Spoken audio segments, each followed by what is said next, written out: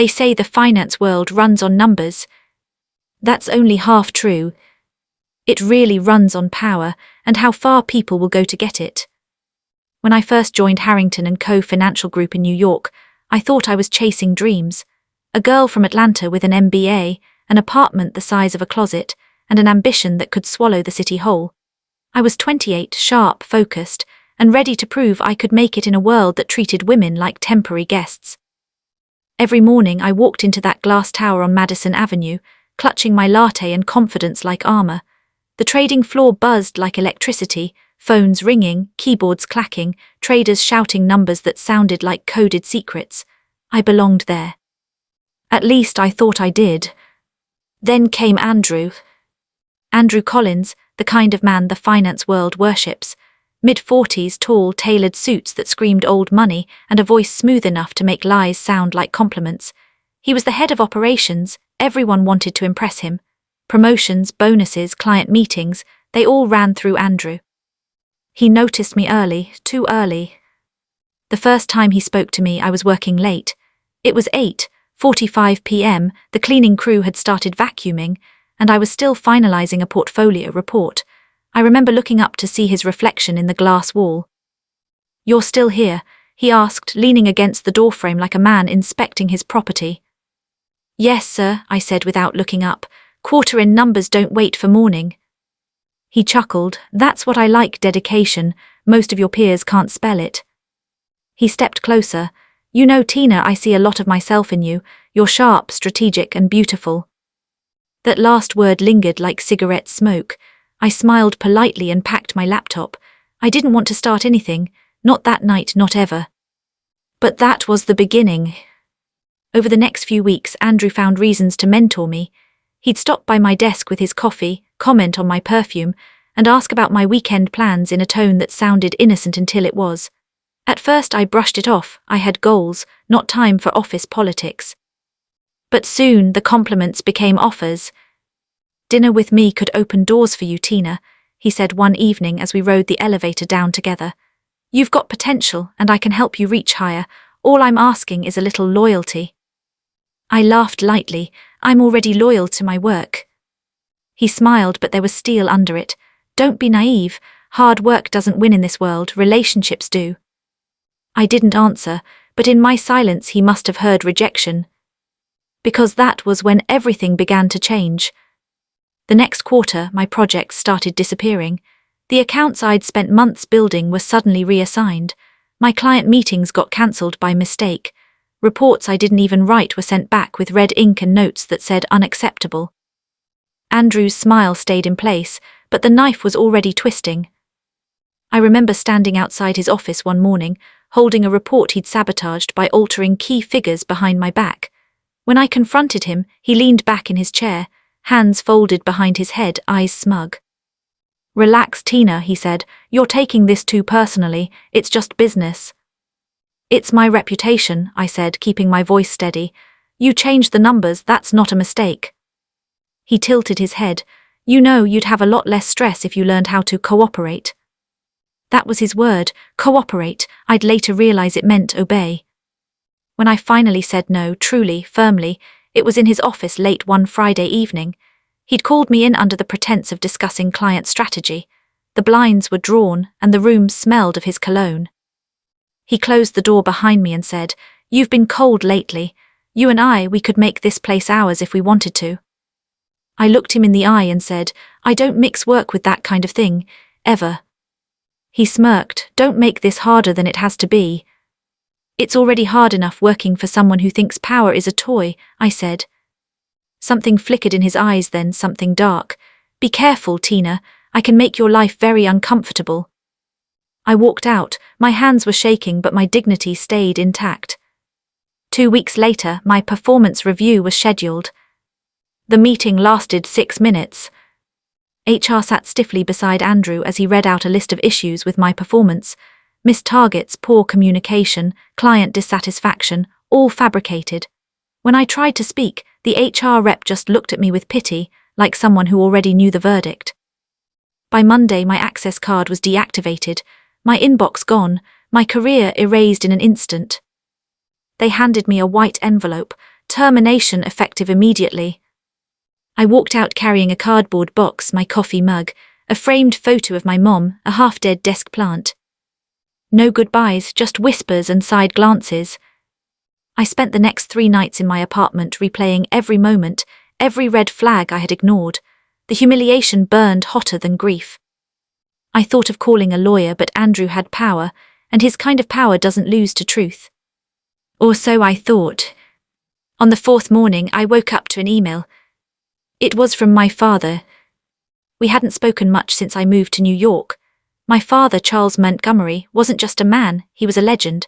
Founder of Montgomery Holdings, a silent powerhouse that owned stakes in dozens of companies, including, unbeknownst to me, Harrington & Co. Financial Group. His message was short. Heard something happened at Harrington, want to talk.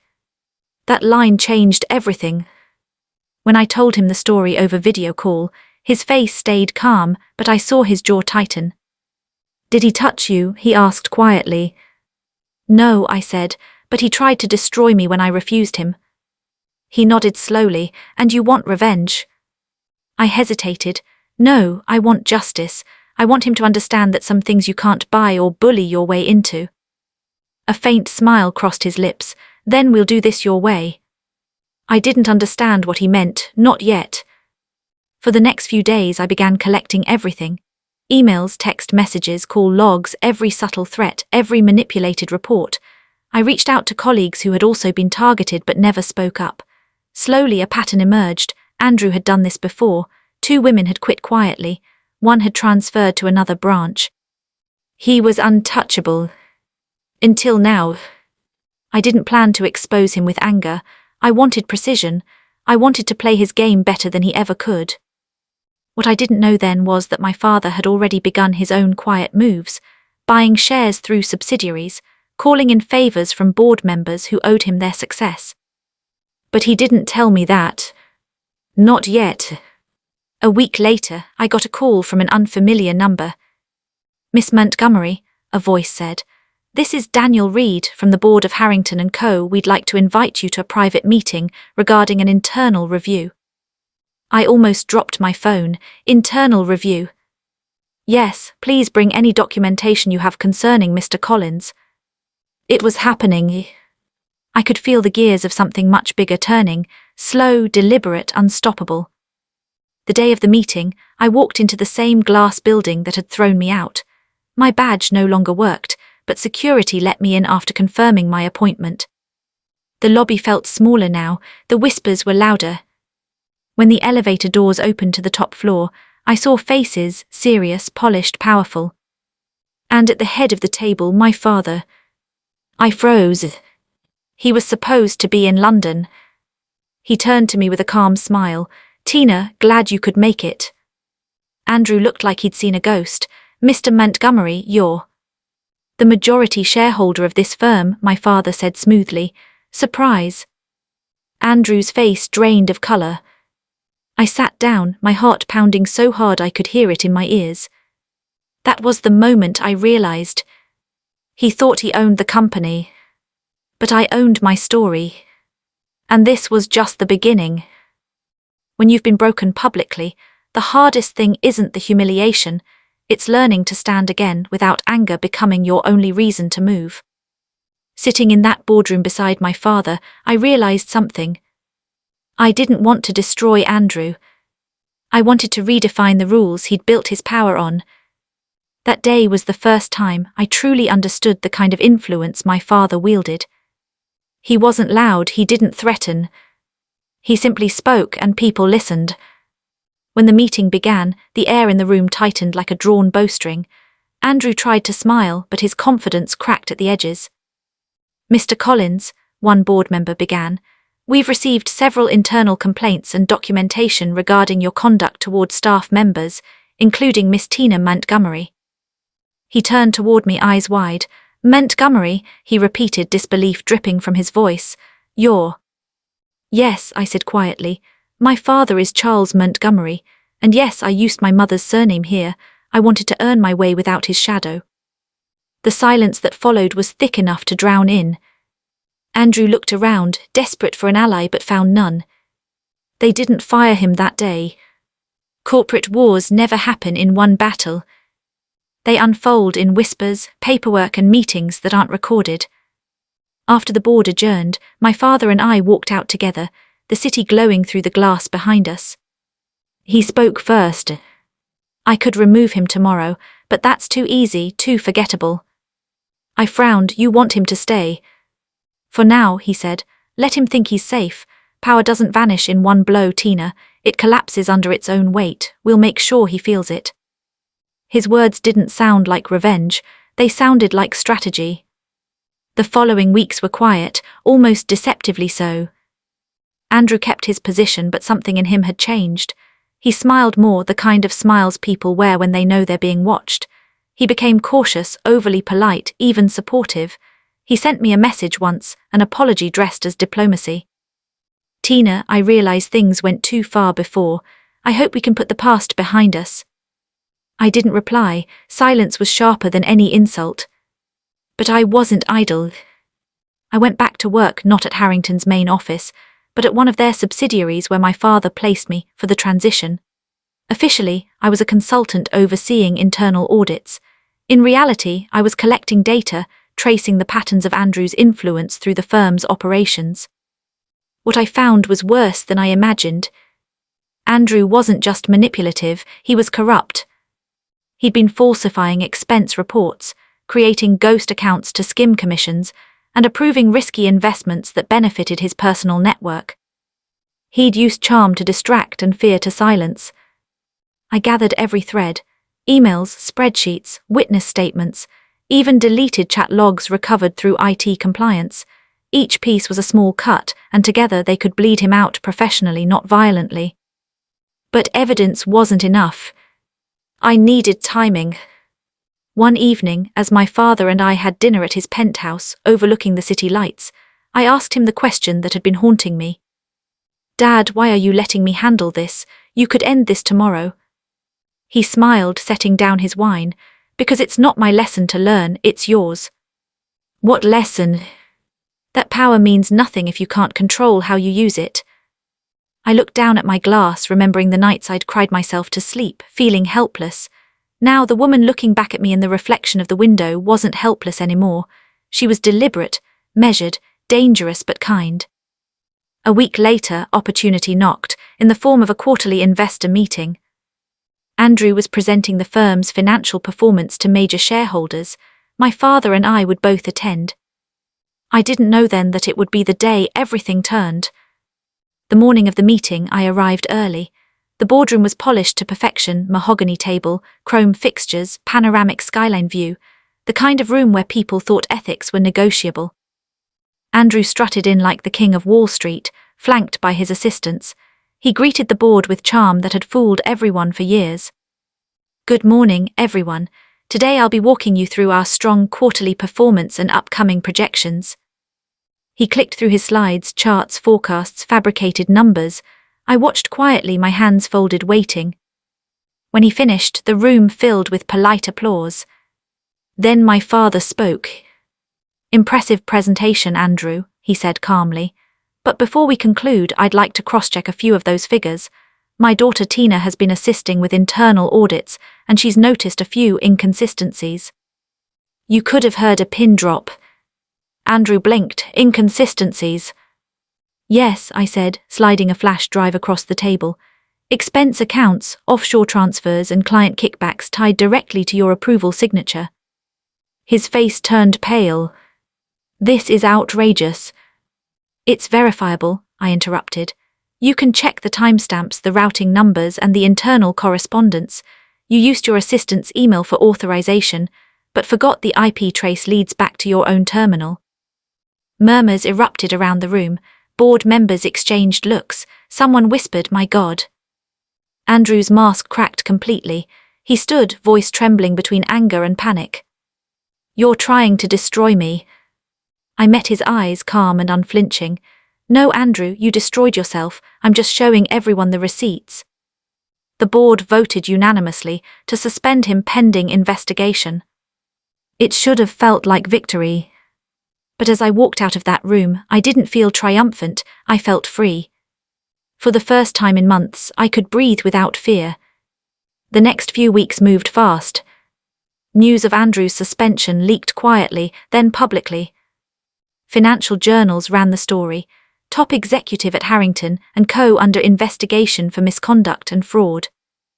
Inside the company, something shifted. People who used to whisper now spoke. Women who'd been afraid to come forward sent me emails, some angry, some tearful. One said, "Thank you for standing up. He did the same thing to me 3 years ago. I thought no one would believe me." I read those messages late at night and realized this wasn't just about revenge anymore. It was about reclaiming the dignity he had stolen from so many. But victory wasn't clean, it never is. Andrew's allies tried to smear me, calling me a spoiled heiress, accusing me of sleeping my way to power. The irony made me laugh. The same man who punished me for saying no now inspired lies that I had said yes. My father warned me not to let it get to me. "Reputation recovers with time," he said. "Character doesn't need to." So I stayed quiet. I didn't post online, I didn't do interviews, I let truth do the talking. And truth, when patient, speaks louder than any headline. A month later, the internal audit concluded. The evidence was undeniable: falsified records, harassment complaints, embezzlement, and violations of corporate ethics policies. The board moved to terminate Andrew officially. When the decision was made, I expected relief. What I didn't expect was the moment that followed, when Andrew showed up at my office unannounced. He looked nothing like the man I'd once feared. His eyes were bloodshot, suit unpressed, voice stripped of arrogance. "Tina," he said quietly, "can we talk?" I looked at him, really looked at him, and saw not power but ruin. "I don't think we have anything left to say," I replied. He shook his head. "You've won, congratulations. I want you to know it wasn't personal." I smiled sadly. "It always is, Andrew, that's why it hurts." He opened his mouth to say more, then stopped. For the first time he seemed to understand what respect felt like, not as something he could demand, but something he'd lost forever. He left without another word. The next morning the official email went out. "Andrew Collins is no longer with the firm, effective immediately. We thank him for his service and wish him the best in future endeavors." Corporate language for a clean execution. And just like that, the man who thought he could control everything was gone. But the story didn't end there. Because his absence left a vacancy, one the board needed to fill. They approached my father first, he declined. Then they approached me. That night I stood on my balcony overlooking Manhattan. The city lights shimmered like a sea of second chances. I thought about everything that had happened, the manipulation, the firing, the humiliation, the fight to reclaim myself. I thought about the girl who used to tremble when Andrew called her into his office. And I thought about the woman who'd walked out of that same room months later, unbroken. I picked up my phone and texted my father. "If they offer it, I'll take it, but on my terms." His reply came seconds later. "When you spend months fighting to reclaim your name, you forget what silence sounds like." For the first time in a long while, I woke up without anxiety clawing at my chest. No messages from HR, no performance reviews, no whispered gossip in the elevator, just sunlight spilling across my apartment floor and the quiet hum of New York waking up. The storm had passed. But I wasn't done. Because storms, I realized, don't destroy, they reveal what's built strong enough to stay. 2 weeks after Andrew's termination, the board convened again. This time the air in the room felt different, lighter, expectant. I sat across from people who once saw me as invisible, now looking at me like an equal. My father sat at the end of the table, saying nothing, just watching. The chairwoman, an older woman named Vivian Rhodes, smiled kindly. "Tina, we've reviewed your audit work, your leadership during this transition, and the integrity you've demonstrated through everything. The board is unanimous. We'd like you to step in as acting director of operations." For a moment I couldn't breathe. I glanced at my father. His eyes said everything his voice didn't: pride, quiet approval, the kind of look that said, "You earned this yourself." "I accept," I said softly. And just like that, the room erupted in applause. but in my heart it wasn't applause I heard. It was the sound of every no I'd ever said finally echoing back as a yes. My first day back on the executive floor felt surreal. The same hallway where I used to walk in fear was now mine to command. People greeted me differently, not with the polite smiles they gave power, but with respect, real respect, the kind you don't buy, beg, or bully. When I stepped into Andrew's old office, it felt like entering a tomb. His nameplate was gone, the desk empty, the window still looking out over the same skyline he'd used to measure his worth. I stood there for a long time, remembering how small I used to feel in that room. And then I sat down behind the desk, not to replace him, but to redefine what leadership meant here. The first thing I did was start Project Reset. No fancy title, just a promise. No more silence, no more fear, no more that's just how things are. I gathered my team, analysts, assistants, junior staff, and told them the truth. I was one of you, I said. I know what it feels like to be unheard, to be told you have to play along or get out. That ends today. We built new ethics protocols, transparent reporting systems, and anonymous complaint channels monitored by an external firm. HR no longer reported to operations, it reported directly to the board. I held open meetings every Friday, no titles, no hierarchy, just people talking. At first some were skeptical, but change isn't instant, it's cumulative. Within months the culture started to shift, people smiled more, stayed late because they wanted to, not because they were afraid not to. For the first time, Harrington & Co. felt like a company, not a cage. Andrew tried to reach out once, through a mutual contact.